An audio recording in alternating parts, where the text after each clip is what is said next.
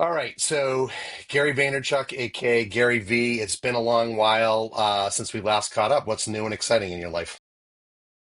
Woof. That's a loaded question, my brother. It's really nice to see you. I think a continuation, we've known each other a long time. We were part of that early internet era or social media era. Um, everything I kind of talked about back in the day of like, look, I'm really trying to build something big. I want to buy the New York Jets, all that hyperbole. I think, a continuation of growth, which has been very humbling in all my companies. And on a personal side, like, 16 and 13-year olds. So an incredible decade of fatherhood. And, luckily everyone's healthy and just kind of chipping along and building. And, I've really come to realize I'm an inherently very curious person who also really enjoys building more than the prizes that come along with building. So I've been in my back cave cooking up the concoctions, and fighting crime at night. I love it, and I'm 0% surprised. That's probably an apropos sort of lead in because I want to go back to the beginning, right? This is before you and I even met. So your journey began in a small town in Belarus. You've spoken about the scarcity mindset of your early years in Queens. This is the Batman sort of connection in New York City, Gotham. How did that specific immigrant experience in a studio apartment with eight family members forge your ambition that made you who you are today? I know that's a heady question right there. No, I mean, I think, it was a major element, right? It was a huge part of who I am and how I roll. And it was significant in forming me. And, I think about it as one of the great gifts that I was given. I think when you are, listen, there's plenty of people who are growing up with little who don't quote unquote make it. And I think the variable that's not talked enough about is growing up with little, but having extreme love and optimism and joy in your home.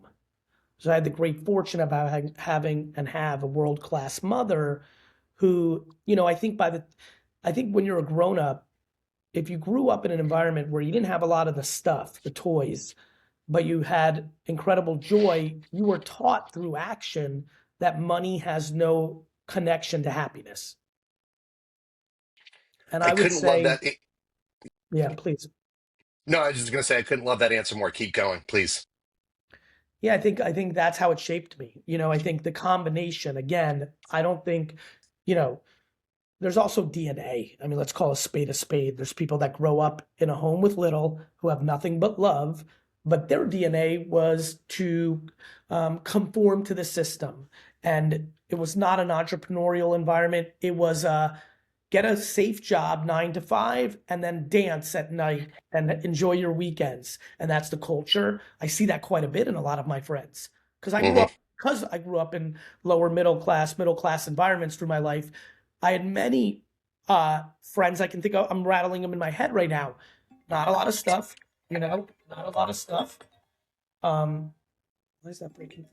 Not a lot of stuff, and and um, being in a place where, um, give me 1 second here.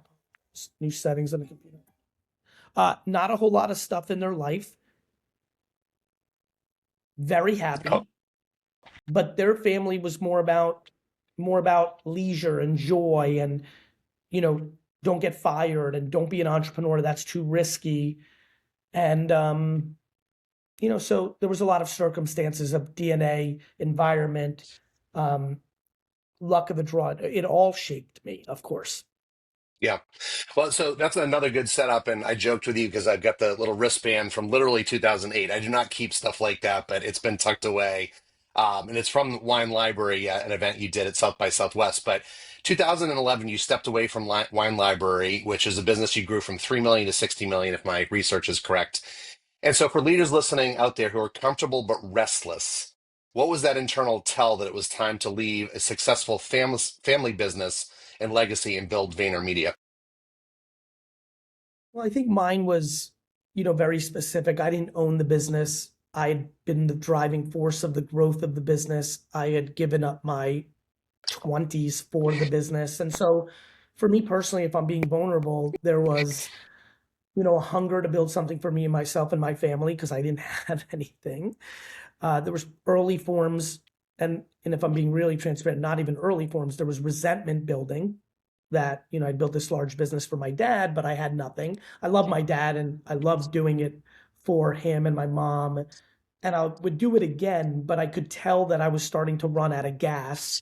There's not a lot of people on earth who want to sign up for 12 years of 7 days a week, 100-hour plus work weeks to build a business to a very large level, to be compensated very lightly because my dad didn't pay him nor myself anything. All the money went back into the business.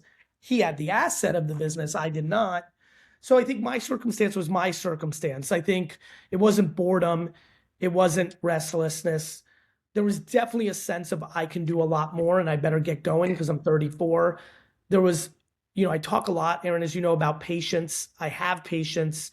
I rely on patience and optimism. So it wasn't like, oh, I'm running out of time, but I was definitely like, well, whenever you're feeling it, the time is, whether you feel it at 18 or 81, if you feel it, the time is right to do it then. And I was ready.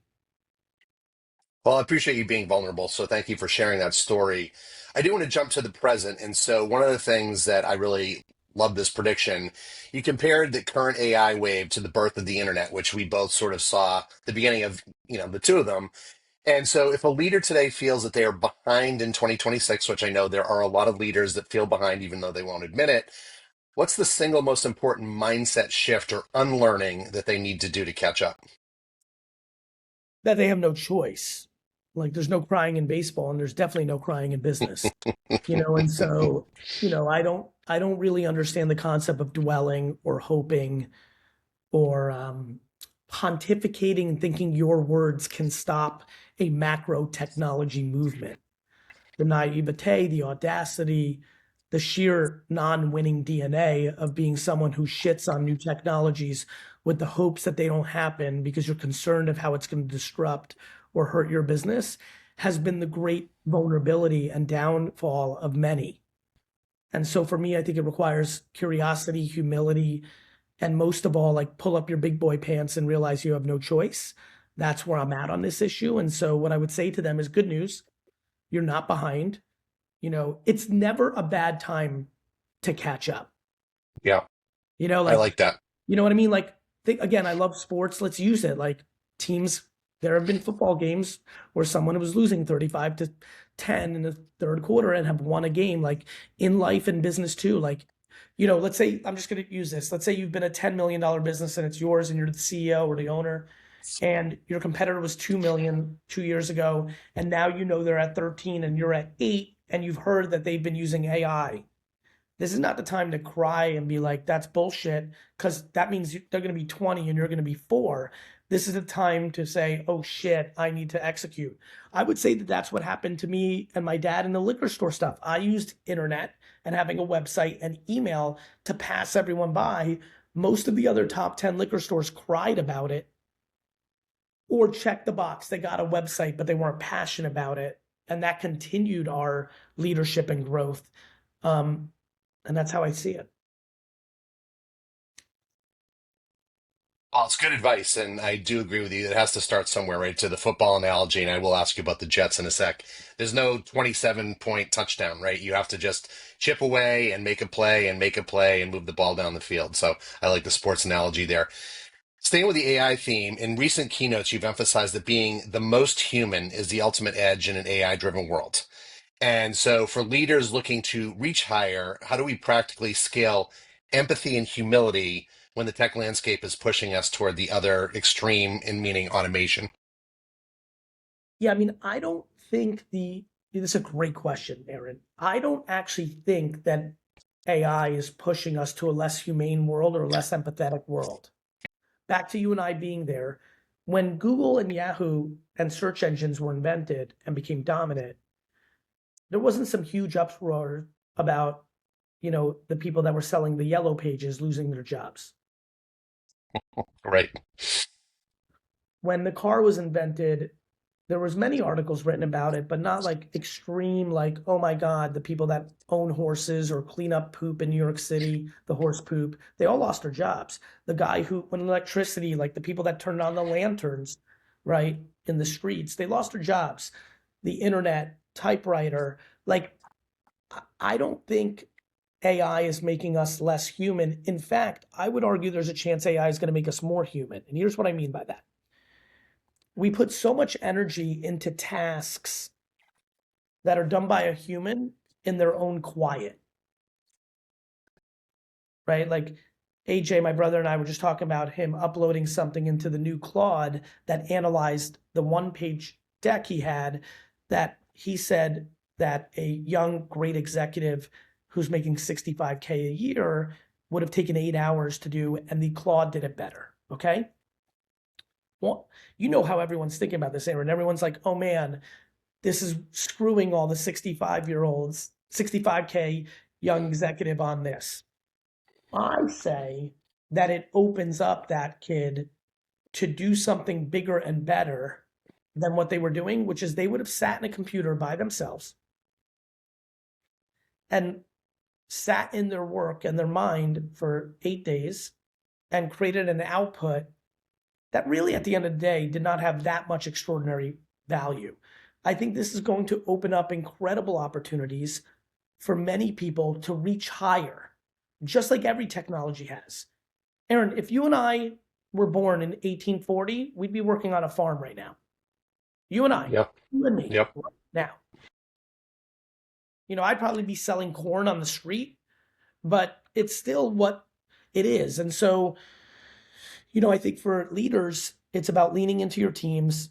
AI is going to accelerate so much productivity. I think that they're going to use people to use AI and create more of that. And that's just kind of how I see it. So thank you for providing that. Um, I do want to talk about one of your ventures. So, I love your DailyVee documentary series where you popularized the idea of building in public. For a CEO who fears showing their dirt, what is the ROI of being that vulnerable with your audience and employees? And I think this goes back to our early days of social, where we strongly encourage people to solve problems out in the open, right? Because you get your audience more involved. I mean, look, I filmed for 10 hours a day. We did a 20-minute video. Like 90% of the stuff I didn't show. So the value was building brand, right? And that journey made me dramatically bigger publicly, um, solidified the short clips that people saw in public. I mean, even for you, Aaron, right? Like, who kind of knew me, that was so deep. You're like, oh shit, Gary works. Oh shit, Gary's got a real company. Oh shit, there's like, it gave credibility. It led Hmm. to an enormous amount of people wanting to work here. So it was great for recruiting. Um, uh, it built my brand. It built affinity, deep. It created depth and width for me with an audience. It inspired thousands, tens of thousands, hundreds of thousands of other entrepreneurs. I get 25 emails a day or direct messages about DailyVee. Hey, I just sold my company. Hey, I just made my first $1 million. Hey, I just went through this and it was DailyVee 9. It really, it mattered.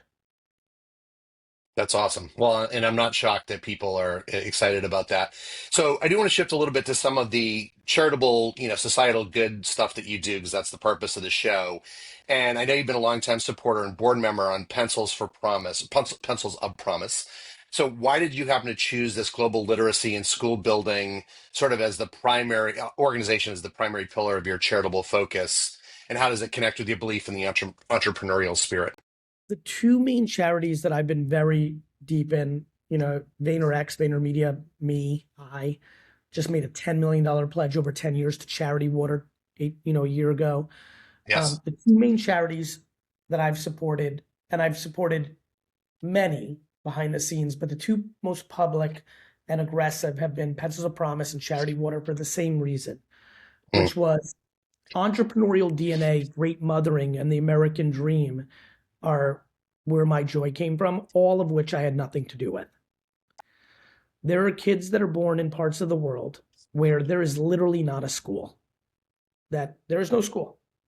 They are in a third world country, somewhere in the depths of Guatemala, Laos, Ghana, where if there is not a school, what they do when they're 5, 6, 7, 8, 9, 10, 11 is they go and meet by a tree with an elder who reads the same book. School in America, in a first world country, for a purebred entrepreneur, for me, was not my way out or what I was going to build on. School is exactly the way out and how someone's going to build in those parts of the world. Comma, even deeper than education.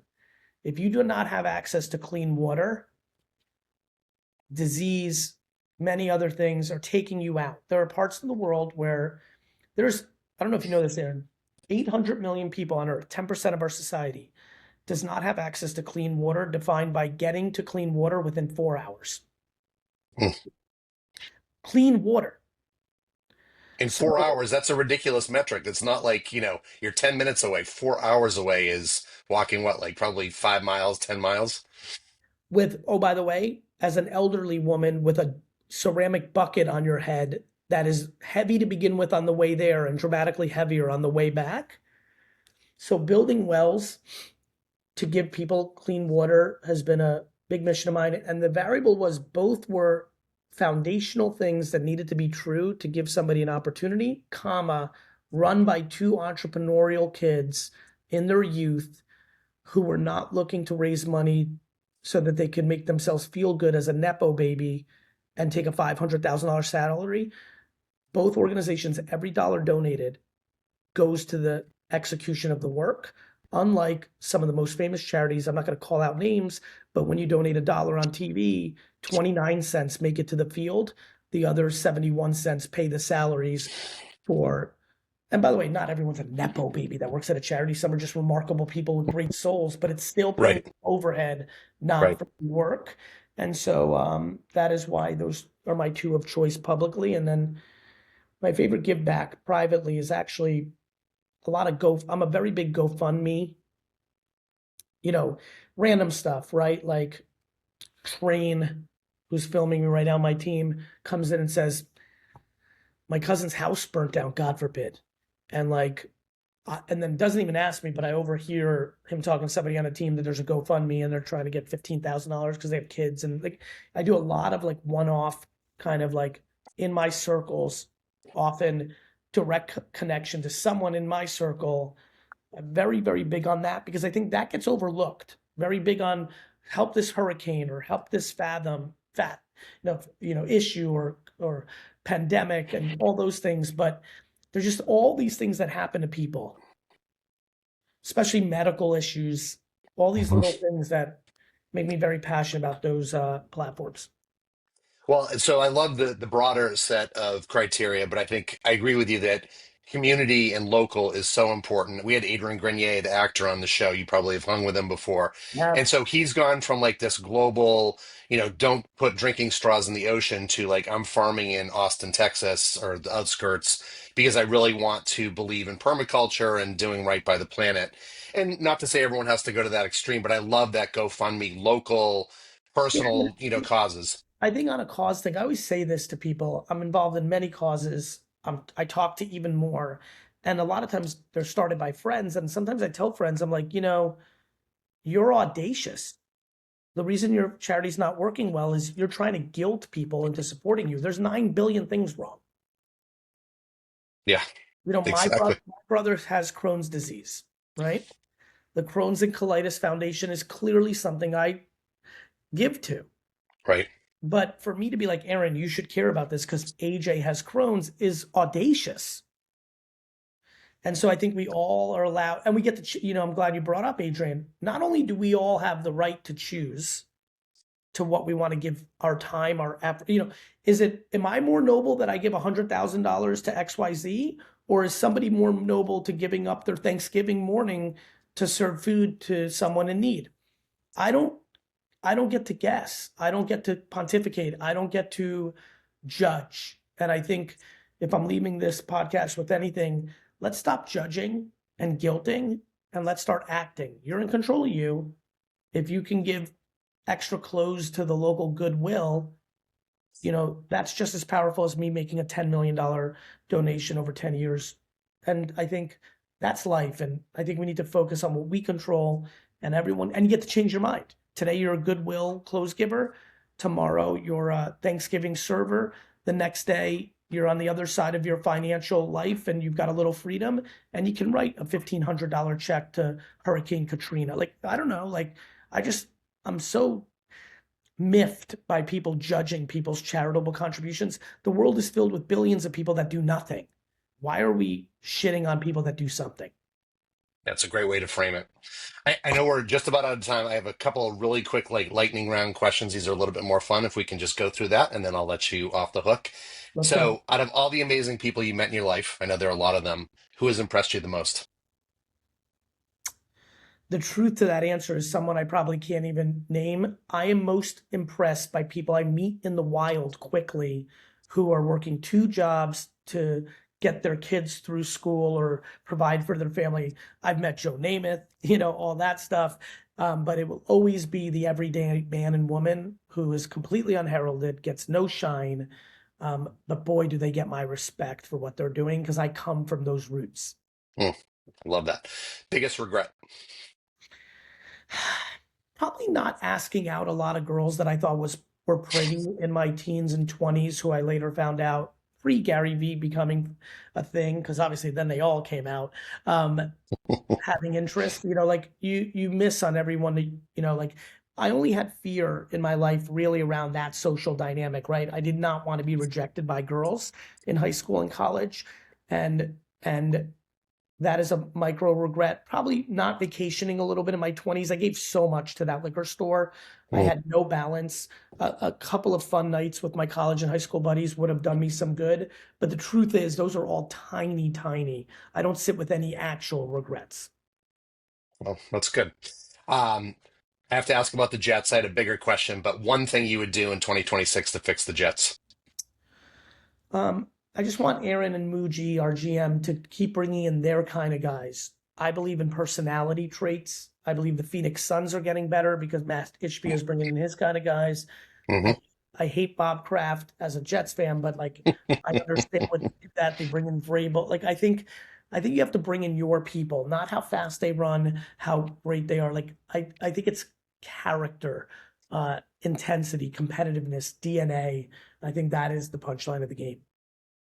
That's a good one. And the last one, self-serving, then I'll let you go. Where can people find you, connect with you, read you, engage you? I'm Gary VEE. You can type that into any chat GPT or Google and you'll find me. Aaron, I love you, bro. I'm glad I did this. We'll talk soon. Sounds good, Gary. Thank you. Be well.